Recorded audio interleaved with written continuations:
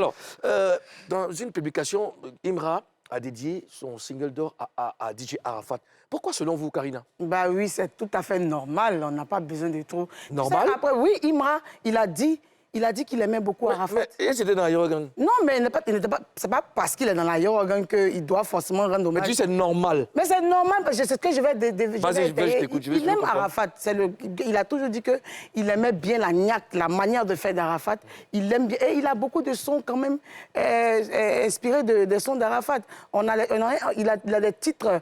Yoruba Drill. Yoruba Drill. Il y a des trucs... Tu vois, on a les petits trucs des sons d'Arafat qu'il a utilisés. Je pense qu'il lui doit ça. C'est une reconnaissance pour quelqu'un qui l'a aimé, qui est un modèle aussi pour la musique ivoirienne, qui a envoyé d'abord, avant lui, Imra, qui a envoyé la musique ivoirienne au-delà des frontières. Et aussi parce que c'est quelqu'un avec qui il a voulu travailler, peut-être qu'il n'a pas eu l'occasion, ça ne s'est pas produit, mais je ne sais pas trop, mais je pense que c'est par rapport au fait qu'il se sent dans le mood d'Arafat. Il se sent dans le mood d'Arafat, comme il a l'habitude de le dire.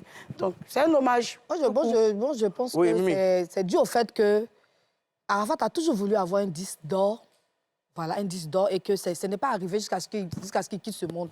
Et donc... Un single d'or. Bon, un single... Ouais, un album, une certification en France même. Ouais, et du coup, quand il a eu ce prix, cette certification, ses pensées sont parties directement vers Arafat. Et Karine a dit le fait aussi d'utiliser ses œuvres, tout ça, il y a tout ça aussi qui...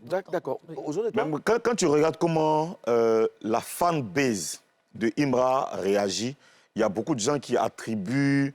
je veux dire, il y a beaucoup de gens qui pensent que c'est carrément les Chinois qui sont transformés en ultra. Quand tu vois comment ils réagissent, quand tu vois comment ils manifestent leur amour pour Imra, et quand tu regardes bien l'histoire même, on a comme l'impression que Imra ne fait que poursuivre là où Arafat s'est arrêté.